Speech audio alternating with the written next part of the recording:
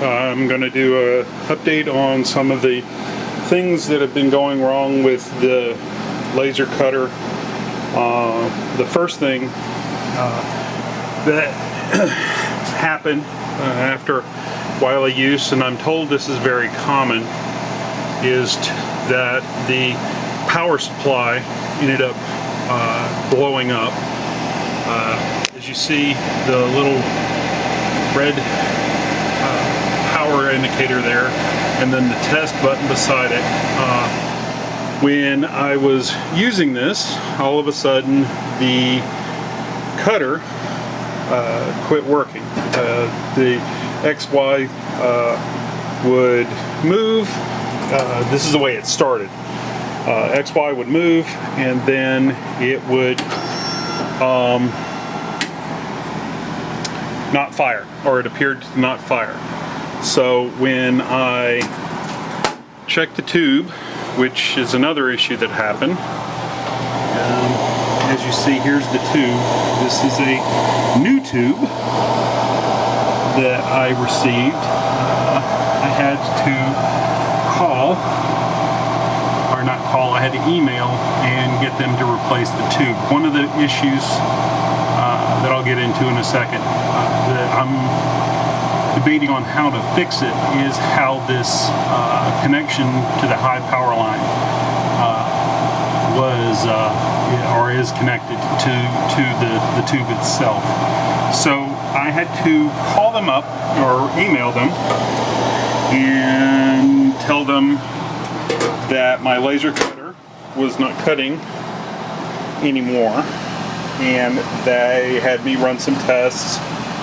First was to hit the test button to see if the laser fired. We didn't get any power out of the laser tube at all at that point after I did the test firing.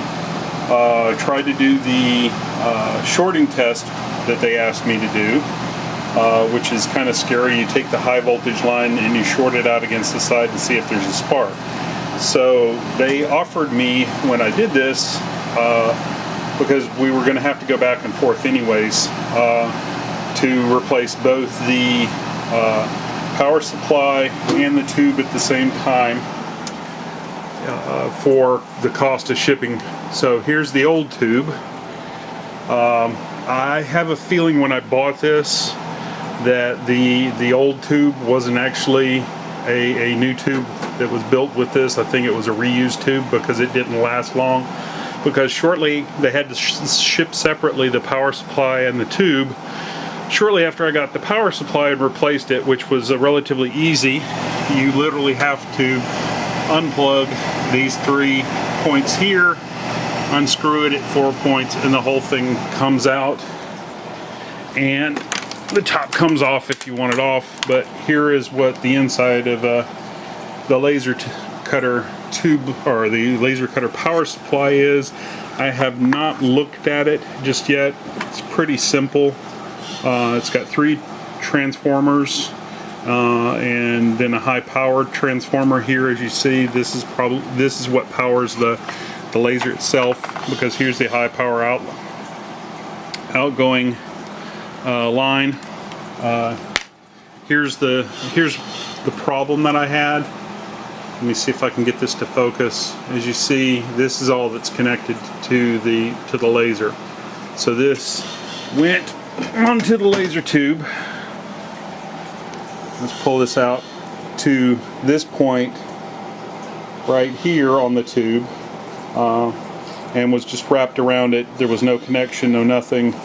And then silicone was put over it, and then some of this shrink tube was put over that. So when you get these 40-watt Chinese lasers, be very cognizant of that, because the connections are not secured in a typical normal fashion. So that's the first thing that went wrong. Changing the tube was really easy. Changing the power supply was really easy. When I got that back on, or got all of those parts replaced, everything was hunky-dory and working.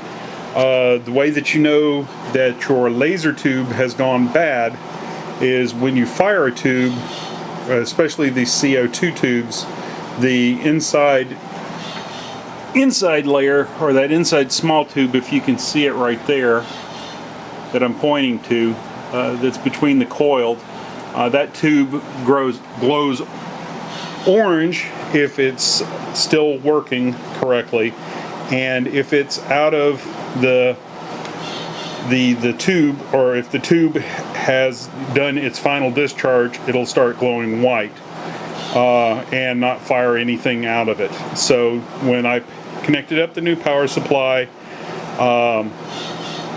it started going white.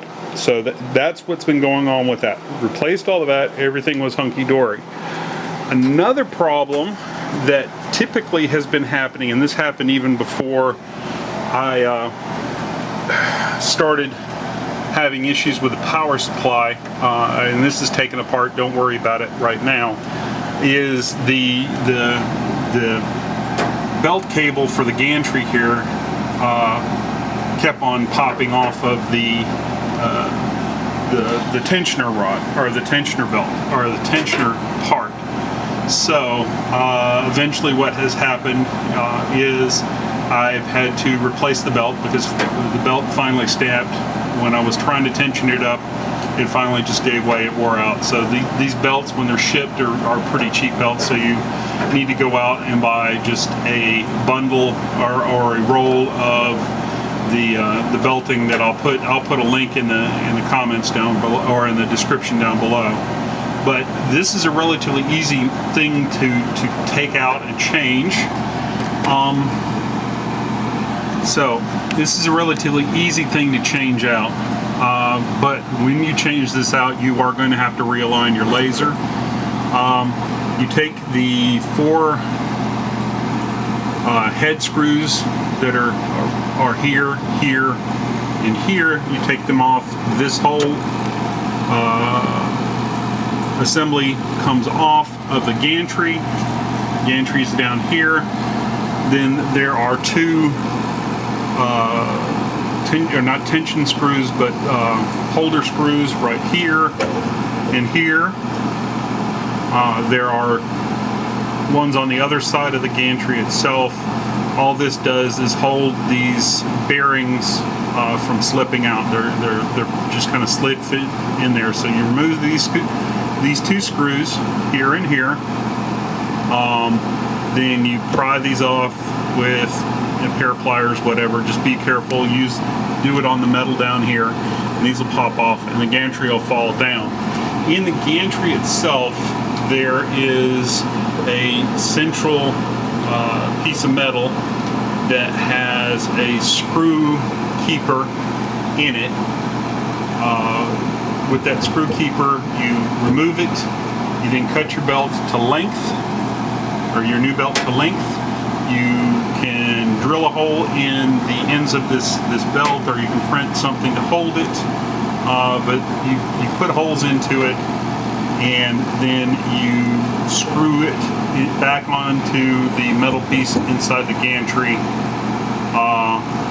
and make sure that you have the belt in the right direction with the teeth facing inwards, no twists, no whatever, and then put it back together.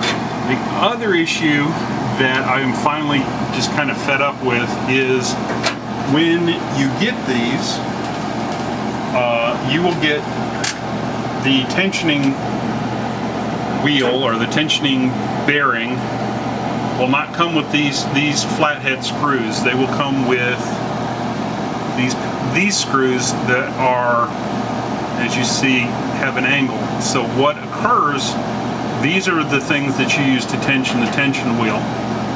What occurs, instead of them laying flat up against the metal back here, which is why I have this taken apart,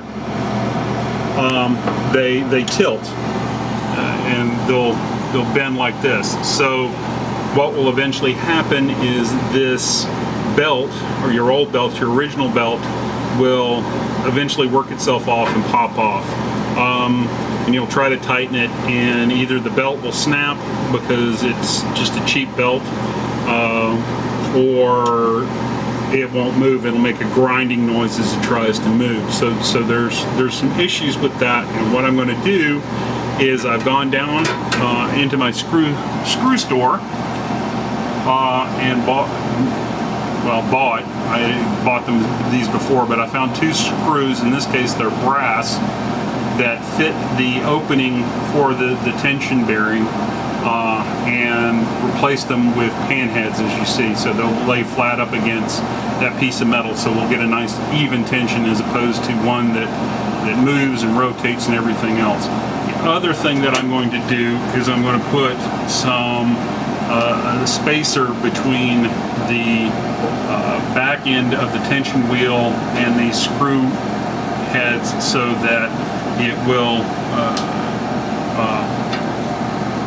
give it some more tension and it doesn't go all the way down, because if these went all the way to the base of the head of the screw, they would rub up against the side of this bearing and cause wear or undue wear on the belt, which I think is what eventually caused my belt to split. I'm going to add some washers to these 2 panhead screws to make sure that they don't bottom out against this side of this bearing here and rub on the tensioning belt or the access belt to move the gantry. So how you do that is there are the 2 metric screws that you're going to need a hex head bolt or a hex head screwdriver to take them out. I'd advise to get a good set of Allen wrenches and a good set of, say, computer based screwdrivers that have these hex heads in them, so you have various sizes, and keep them on hand for typical maintenance on your laser cutter. So with that, I'm going to put it back together, and then I'll show you everything that I've done. So be back. Okay, so I'm back. Essentially what I'm going to have to do, it was a little more involved than what I thought it was going to be. The bearing, this is a new bearing, had worn out. The edges were basically letting well, I don't even know if it wore out, it was letting the belt slip off, so it would reset. It was also having problems rotating, that sort of stuff, so it would pop off. The bracket was also a little off square, so I had to re-square that. The other thing I'm going to do is, because this new bearing, the way this new bearing is, it's off an old 3D printer I had. I had a whole bunch of spare parts that I had to replace on it, so I had this left over. So what I'm going to do is I'm going to print a piece, a bracket that goes along with this metal bracket here, so that this bearing will set into the existing hole like that, and then I'll have a 3D printed part that I'm printing at the moment, and will come up and over and hold that bearing square to the edge, so this doesn't rotate and pop out or anything like that. I mean, I could put it in like it is, but I'm going to try to secure it a little more to make it a little more sturdy. I'll be back when the printing's done. Okay, so the printing is done. I had to adjust the model by doing a little carving on it, but the new tensioner for the laser is now done. It uses kind of a tension pulley here that I'm going to try, the new replacement screws, and then this part here that I printed. I had to increase the size of the hole right here, which I'll do in the model, and then I had to move the connector holes for the piece that goes through, so these screws will attach to the metal. adjust those down and make them a little bigger so they didn't interfere with the screws. So what I'm going to do is I'm going to try to install this and then see how it works, and then I will correct the model, and I will also link it, or I'll put it in the comments down below. That's it for right now. I will let you know when I get this set up, and we'll see if we fix the tensioner problem for the cheap eBay lasers. So putting the new printed part on there that I did completely fixed the issue that I was having with the carriage belt popping off of the tensioner, and it is now using flat screws as opposed to the slanted screws that come with it. This would be one of the things I would definitely recommend people upgrading. It's a cheap, easy, pain-free, relatively pain-free upgrade to your K40 laser. It also keeps the tensioner level, which takes off the undue belt wear that I've had. I've been using it a lot lately, so I've, like I said, blew a belt finally on this, and this was not a easy figuring out until I got a couple of screws out.